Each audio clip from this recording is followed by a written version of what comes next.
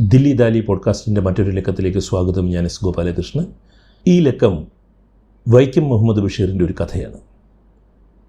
ആളുകൾക്ക് അത്ര സുപരിചിതമല്ലാത്ത ഒരു കഥയാണ്. വൈക്കം മുഹമ്മദ് ബഷീറിനെ മൊത്തത്തിൽ മുഴുവനായി ശ്രദ്ധിച്ചു വായിച്ചിട്ടുള്ള ആളുകൾ ഒരുപക്ഷെ ഈ കഥ വായിച്ചിട്ടുണ്ടാകാം. ബഷീറിൻ്റെ ഒട്ടുമുക്കാലും കഥകളും രചനകളും വായിച്ചിട്ടുണ്ട് എന്ന് കരുതുന്ന ഒരാളായിരുന്നു ഞാൻ. എന്നാൽ ഇന്നലെ കവി ബൈജു നടരാജനാണ് ഇങ്ങനൊരു കഥയെക്കുറിച്ച് എന്നോട് പറഞ്ഞത്. അപ്പോൾ ഞാൻ അത്ഭുതപ്പെട്ടു. ഞാൻ ഈ കഥ വായിച്ചിട്ടില്ലല്ലോ എന്ന്. ക്രിസ്ത്യൻ ഹെറിറ്റേജ് എന്ന കഥയാണിത്. ബൈജു നടരാജൻ്റെ ഒരു പുതിയ കവിത വാസന എന്ന പേരിൽ അദ്ദേഹം എഴുതിയ ഒരു അതിമനോഹരമായ കവിത വായിച്ചിട്ട് കവിത ഇഷ്ടപ്പെട്ടു എന്ന് പറയുവാൻ വേണ്ടി ബൈജുവിനെ വിളിച്ചിട്ട് പലതും പറയുകയായിരുന്നു. ഞങ്ങൾ കവിതകളെക്കുറിച്ചും കഥകളെക്കുറിച്ചും ഒക്കെ സംസാരിച്ചു കൊണ്ടിരിക്കുമ്പോൾ പെട്ടെന്ന് ബൈജു ഈ ക്രിസ്ത്യൻ ഹെറിറ്റേജ് എന്ന വൈക്കം മുഹമ്മദ് ബഷീർ കഥയെക്കുറിച്ച് എന്നോട് പറയുകയായിരുന്നു. പെട്ടെന്ന് തന്നെ അതിൻ്റെ ഒരു കോപ്പി എനിക്ക് അയച്ചു തരികയും ചെയ്തു.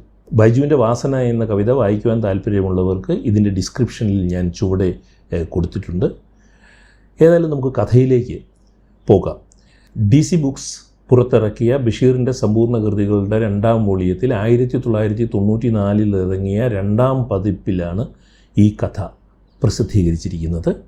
ഈ കഥയ്ക്ക് ആമുഖമായി പ്രസാധകർ ചെറിയൊരു കുറിപ്പ് പ്രസിദ്ധീകരിച്ചിരുന്നു. അത് ഞാനിപ്പോൾ പറയാം. അച്ചടി തീർന്നപ്പോൾ കിട്ടിയ ഒരു ചെറിയ കഥ ഇവിടെ ചേർക്കുന്നു. ക്രിസ്ത്യൻ ഹെറിറ്റേജ് 1985 ദീപിക വാർഷിക പതിപ്പിൽ പ്രസിദ്ധീകരിച്ച കഥയാണിത്. ഒരു പുസ്തകത്തിലും ചേർത്തിട്ടില്ലാത്ത ഈ കഥ അയച്ചു തന്നത് KM ചുമ്മാർ നരിയങ്ങാനം ആണ്. ഇനി കഥയിലേക്ക് പോകുന്നതിന് മുമ്പ് ഒരു അഭ്യർത്ഥനയുണ്ട്. ദില്ലി ദാലിയുടെ എല്ലാ പോഡ്കാസ്റ്റിലും ഞാൻ നിങ്ങളുടെ മുന്നിൽ വയ്ക്കുന്ന ഒരു അഭ്യർത്ഥനയാണിത്. ഈ പോഡ്കാസ്റ്റ് ഇതുവരെ നിങ്ങൾ സബ്സ്ക്രൈബ് ചെയ്തിട്ടില്ല എങ്കിൽ ഇപ്പോൾ തന്നെ സബ്സ്ക്രൈബ് ചെയ്ത് ഈ വിനീതമായ സാംസ്കാരിക സംരംഭവുമായി സഹകരിക്കണം എന്നുള്ളതാണ് അപേക്ഷ. ഇനി വൈക്കം മുഹമ്മദ് ബഷീറിൻ്റെ ക്രിസ്ത്യൻ ഹെറിറ്റേജ് എന്ന കഥ ഞാൻ വായിക്കുകയാണ്. ഒരു ദിവസം ഞാൻ നോക്കുമ്പോഴുണ്ട് ഇടവഴിക്കരികിലെ ഗേറ്റിന് മുകളിൽ ഒരു തല. ആരാ? ഞാൻ സന്ദേഹത്തോട് ചോദിച്ചു. ഒന്ന് കാണാൻ വന്നതാണ്, തല പറഞ്ഞു. കയറി വരൂ. ഒരു തലയും പിന്നാലെ കറുത്തു കുറുകിയ ഒരു ശരീരവും മടിച്ച് കയറി വന്നു.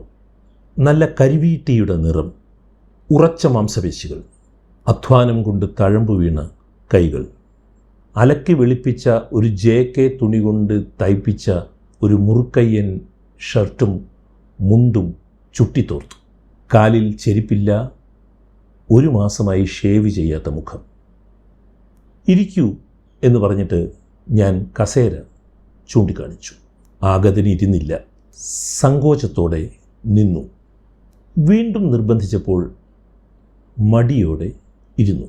ആരാണിയാൾ? എൻ്റെ ആരാധകനോ അതോ വല്ല സാമ്പത്തിക സഹായം അഭ്യർത്ഥിച്ച് എത്തിയതോ?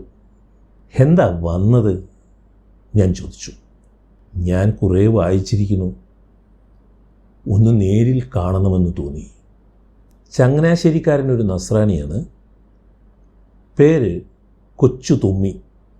8-9 കൊല്ലമായി മലബാറിൽ വന്ന് കുടിയേറി പാർത്തിട്ട്. നല്ല അധ്വാനശീലൻ. കുരുമുളകും കാപ്പിയും വെച്ചു പിടിപ്പിച്ചിട്ടുണ്ട്.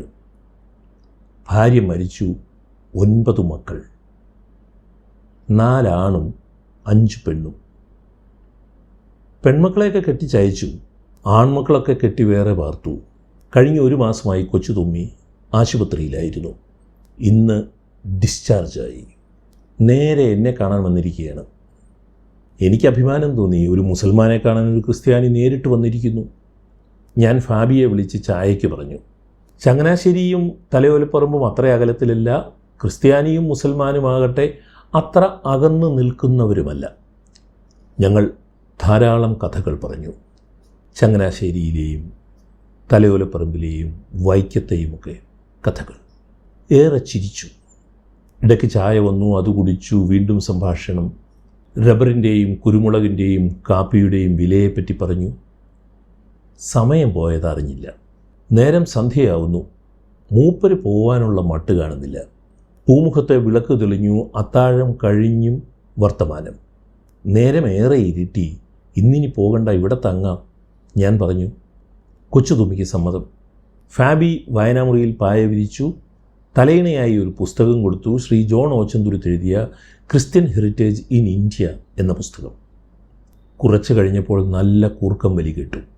പിറ്റേ ദിവസം കാപ്പിയും കഴിഞ്ഞ് കൊച്ചുതുമ്മി യാത്രയായി. പോകാൻ നേരത്ത് 10 രൂപ കൈച്ചിലവിനായി കൊടുത്തു. കൊച്ചുതുമ്മി വേണ്ട എന്ന് പറഞ്ഞില്ല. എടാ, ഇത് കൊള്ളാമല്ലോ. 2 ആഴ്ച കഴിഞ്ഞ് മകളുടെ ഭർത്താവിൻ്റെ ഒരു ബന്ധു വന്ന് കിടന്നു. അയാൾക്കും കൊടുക്കണം തലയിണയായി ക്രിസ്ത്യൻ ഹെറിറ്റേജ്. ഫാബി പുസ്തകമെടുത്ത് നിവർത്തിയപ്പോൾ അതിൽ നിന്നും എന്തോ താഴെ വീണു. എടുത്തു നോക്കിയപ്പോൾ 100-ൻ്റെ 2 പുത്തൻ നോട്ടുകൾ. വൈക്കം മുഹമ്മദ് ബഷീർ എഴുതിയ ക്രിസ്ത്യൻ ഹെറിറ്റേജ് എന്ന ചെറിയ കഥ ഇവിടെ പൂർത്തിയാക്കുന്നു. ദില്ലി ദാലി പോഡ്കാസ്റ്റിൻ്റെ ഈ ലക്കം ഇവിടെ അവസാനിക്കുന്നു. കേട്ട സുമനസ്സുകൾക്ക് നന്ദി. സ്നേഹപൂർവ്വം, എസ് ഗോപാലകൃഷ്ണൻ.